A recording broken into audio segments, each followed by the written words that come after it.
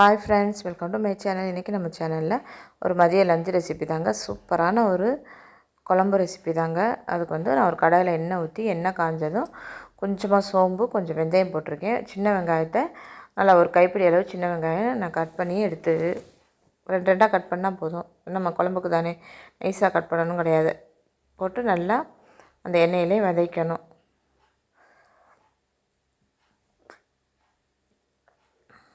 எண்ணெயிலே நம்ம நல்லா வெங்காயத்தை வதங்கிட்டு இருக்கும்போதே நான் வந்து இந்த சுண்டைக்காய் தாங்க எடுத்திருக்கேன். சுண்டைக்காயை கட் பண்ணி இந்த மாதிரி தண்ணியில் போட்டு வச்சுருக்கேன். நம்ம சுண்டைக்காய் பச்சடி கூட்டு இதெல்லாம் நம்ம வைப்போம். அதே மாதிரி இன்றைக்கி இதை வச்சு நம்ம இன்றைக்கி ஒரு ரெசிபி செஞ்சுருக்கோம். செமையாக இருக்கும். இது வந்து பார்க்குறதுக்கு நல்லாயிருக்கும், டேஸ்ட்டும் சூப்பராக இருக்கும். நிறைய பேர் இதை ட்ரை பண்ணியிருக்க கூட மாட்டிங்க.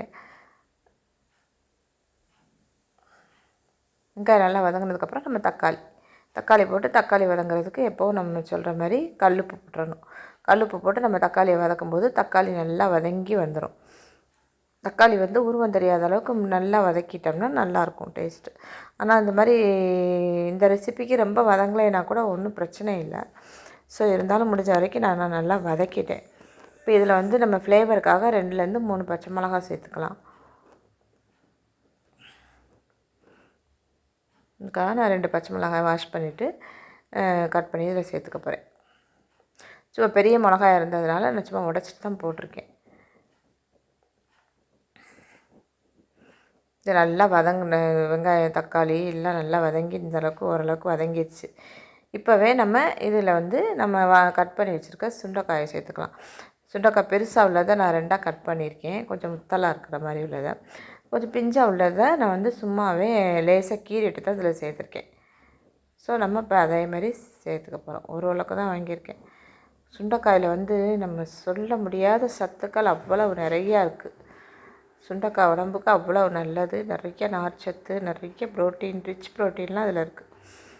நல்லா வதங்கினதுக்கப்புறம் அதையும் போட்டு ஒரு வதக்கிட்டு அதில் கொஞ்சம் மஞ்சள்தூள், ஒரு 1½ ஸ்பூன் மிளகாத்தூள், ஒரு 3 ஸ்பூன் மல்லித்தூள் போட்டு நல்லா அந்த எண்ணெயிலே ஒரு வதக்கிட்டு தண்ணி ஊற்றிக்கிறேன்.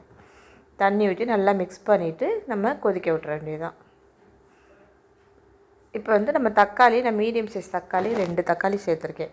ஸோ இப்போ நம்ம இதுக்கு வந்து கொஞ்சம் புளி கொஞ்சமாக, ஏன்னா நம்ம இது வந்து சாதத்துக்கு செய்கிறதுனால புளி ஊற்றி சாப்பிட்டோம்னா தான் நல்லாயிருக்கும். இல்லைன்னா நம்மளுக்கு அந்த குழம்பு வந்து இனிக்கிற மாதிரி கிரேவி மாதிரி தான் செஞ்சுருக்கேன். ஸோ இனிக்கிற மாதிரி கூட தெரியும். அதனால் நம்ம கொஞ்சமாக புளி, சின்ன நெல்லிக்காய் சைஸ் அளவு புளி எடுத்து கரைச்சி இப்போ இதில் ஊற்றிட்டு நான் தண்ணி கொஞ்சம் கூடுதலாகவே தண்ணி சேர்த்துருக்கேன். நம்மளுக்கு குழம்புன்னா இந்த காய் வெந்து வரணும். குழம்பு நல்லா எல்லா மசாலாலாம் ஒன்று சேர்ந்து நல்லா கொதித்து வரும்போது நம்மளுக்கு நல்லா வந்துடும். ஸோ அதனால் கொஞ்சம் தண்ணி, சின்ன கடாய் தான், அதனால் கொஞ்சம் தண்ணி நான் கூட தான் ஊற்றிருக்கேன். இப்போ ஒரு மூடி போட்டு நம்ம நல்லா கொதிக்க விட போகிறோம். கருவேப்பிலையும் நம்ம தாளிக்கும் போது போடலை, அதனால் இப்போ போட்டு நல்லா கொதிச்சிருச்சு. இப்போ இடையில ஒரு தடவை திறந்து கிண்டி விட்டுருக்கேன். கொஞ்சம் வற்றி இருக்கிறது தெரியுது பாருங்கள். இன்னும் கொஞ்சம் நேரம் வேக வச்சோம்னா இன்னும் ஒரு 10 நிமிஷத்துக்குள்ளே நம்மளுக்கு நல்லா குழம்பு நல்லா வற்றி வந்துடும். இப்போவே எப்படி எவ்வளோ திக்காக நல்லா வற்றி வந்துருச்சு பார்த்திங்களா? அவ்வளோதான். இந்த நேரத்தில் நம்ம அடுப்பை ஆஃப் பண்ணிக்க வேண்டியதுதான். இந்த சுண்டைக்காயில் அவ்வளோ சத்து இருக்குங்க. கிடைக்கும் போது கண்டிப்பாக வாங்கி பச்சடியாவோ கூட்டாவோ துவையாவோ என்ன வேணாலும் நம்ம அரைச்சி சாப்பிட்லாம். எப்படியாவது ஒரு முறை சேர்த்துக்கோங்க. தேங்க்யூ.